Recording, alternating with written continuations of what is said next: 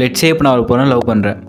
அந்த பொண்ணை இழுத்துட்டு போய் கட்டி போட்டு நீ என்ன தான் கல்யாணம் பண்ணிக்கணும்னு சொல்லி அவக்குள்ள நான் கல்யாணம் பண்ணிக்கிட்டா அந்த பொண்ணு நிஜமாலே என்னை லவ் பண்ணி தான் கல்யாணம் பண்ணிச்சுன்னு அர்த்தமா? அவளுக்கு நான் வேறு எந்த சாய்ஸுமே கொடுக்கல. நீ என்ன தான் கல்யாணம் பண்ணிக்கணும்னு நின்று கல்யாணம் பண்ணிக்கிறேன். அப்போ அவள் நிஜமாலே என்னை லவ் பண்ணி கல்யாணம் பண்ணிக்கிட்டாளா என்ன? அந்த இடத்துல ஃப்ரீ வில் இருக்கணும்ல, அப்போ தான் லவ் எக்ஸிஸ்ட் ஆக முடியும். ஃப்ரீ வில் இல்லாத இடத்துல லவ் எப்படி எக்ஸிஸ்ட் ஆக முடியும்? ஸோ என்ன சொல்ல வரேன்னா, லவ் எக்ஸிஸ்ட் ஆக, ட்ரூ லவ் எக்ஸிஸ்ட் ஆகணும்னா அந்த இடத்துல ஃப்ரீ வில் இருக்கணும். அது ஒருத்தங்க அவங்க ஓனில் சூஸ் பண்ணி லவ் பண்ணுறேன் அப்படின்ற அந்த லவ் அப்படி தான் வரணும். அது தென் நீ என்னை லவ் மட்டும் தான் பண்ணணும், வேறு எதுவுமே இருக்கக்கூடாதுன்னு சொல்கிறது அது ட்ரூ லவ்வாக இருக்குமானே தெரியாதுல்ல. ஸோ லவ் எக்ஸிஸ்ட் ஆகணும்னா ஃப்ரீ வில் கண்டிப்பாக இருக்கணும். ஏன் இப்போ நான் இதை சொல்கிறேன்னா, காட் நம்மளை க்ரியேட் பண்ணது நம்ம அவரை சூஸ் பண்ணணும், அவரை லவ் பண்ணணுன்றதுக்காக. இப்போ அந்த லவ் எக்ஸிஸ்ட் ஆகிறதுக்காக தான் நமக்கு ஃப்ரீ வில் கொடுத்துருக்காரு. அந்த ஃப்ரீ வில்லை யூஸ் பண்ணி நம்ம பக்கத்தில் இருக்கிறவங்களுக்கும் நம்ம குட் பண்ணணும், காடையும் ஒபே பண்ணணுன்றது தான் கான்செப்ட். ஸோ நமக்கு மாரலி தெரியல எது குட்டு எது பேடுன்னு. நம்ம அந்த குட்டையும் தாண்டி அந்த கெட்டதுன்னு ஒரு விஷயம் பண்ணுறோம்ல, ஒரு விஷயம் இல்லை நிறைய விஷயம் பண்ணுறோம். அந்த விஷயம் எல்லாமே காடுக்கு அகெயின்ஸ்டாக நம்ம சூஸ் பண்ணுற விஷயம். ஸோ காட் ஈவில் திங்ஸை க்ரியேட் பண்ணலை, காடு கிட்டேருந்து ஈவில் வரல.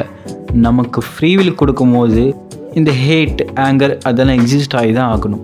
அதோட கான்சிக்வன்சஸ் தான் இங்கே இருக்க எல்லா ஈவல்னஸும். எனக்கு இது கிளியராக இருக்குது. காட் நம்மளை க்ரியேட் பண்ணது நம்ம அவரை லவ் பண்ணேன். ஸோ அந்த லவ் எக்ஸிஸ்ட் ஆகணும்னா ஃப்ரீ வில் இருந்து தான் ஆகணும். ஸோ ஃப்ரீ வில் எக்ஸிஸ்ட் ஆகுதுன்னா அப்போ அந்த இடத்துல ஹேட், ஆங்கர் அதெல்லாம் இருந்து தான் ஆகணும். நான் அந்த ஃப்ரீ வில்லை யூஸ் பண்ணி ஒருத்தனை கொலை பண்ணிவிட்டு காட் தான் என்னை பண்ண வச்சாருன்னு சொல்கிறது கரெக்டான விஷயமானு எனக்கு தெரியல. மேபி உங்களோட பெர்ஸ்பெக்டிவில் ஏதாச்சும் கொஷின்ஸ் இருக்கும்ல, அதை கமெண்ட் பண்ணுங்கள். என்னால் அதை ஆன்சர் பண்ண முடியுதா பார்ப்போம். கண்டிப்பாக சயின்ஸை ரிலே பண்ணி யாராலையும் இருக்க முடியாது. ஸ்டில் நீங்கள் சயின்ஸை ரிலே பண்ணியிருக்கீங்கன்னா நீங்கள் ஆக்சுவலி எரிதிங்க் பண்ணணும் எல்லாத்தையும். பட் நான் என்ன சொல்கிறேன்னா, நம்ம ஒரு பாயிண்ட்டுக்கு மேலே எக்ஸ்ப்ளோர் பண்ணுறதை நிப்பாட்டிடுறோம், காடை கொஷின் பண்ணுறதை நிப்பாட்டிடுறோம்.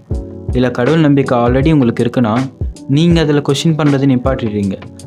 எந்த ரிலீஜனாக இருந்தாலும் சரி, கொஷின் பண்ணி அதில் என்ன ஃபேக்ட் இருக்குது, என்ன ஆக்சுவல் ட்ரூத் இருக்குதுன்னு கண்டுபிடிக்காமல் பிளைண்டாக ஃபாலோவும் பண்ணக்கூடாது. அதுக்குன்னு நம்ம கண்டுபிடிக்காமலே இருக்கக்கூடாது. ஏன் இது இம்பார்ட்டன்ட் சொல்கிறேன்னா, மேபி காட் நிஜமாலே இருக்கார், எக்ஸிஸ்டாக இருக்காருன்னா நம்ம தினமும் பண்ணுற தப்பெல்லாம் நம்ம பதில் சொல்கிற மாதிரி தானே இருக்கும். So it's better to consider பண்ணுறது நல்லது தானே. ஏன்னா நம்ம ஒன்றும் ஒழுங்கிலையே, தப்பு பண்ணுறது நேச்சர்லேயே இருக்குது. நம்ம ஹியூமன் நேச்சரில் கோவம் வரதும் சரி எல்லாமே நேச்சர்லேயே இருக்கே அப்படின்னு சொல்லுவாங்க.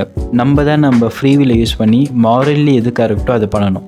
இன்னமும் நீங்கள் க்ரியேட்டர் இல்லைன்னு நீங்கள் நினச்சிட்டு இருக்கீங்கன்னா, நான் லாஸ்ட்டாக போட்ட வீடியோவை பாருங்கள். உங்களுக்கு அதில் ஏதாவது புரியலைன்னா கமெண்ட் பண்ணுங்கள். நெக்ஸ்ட் வீடியோவில் நான் அதுவும் சேர்த்து ஆன்சர் பண்ணுறேன். See you.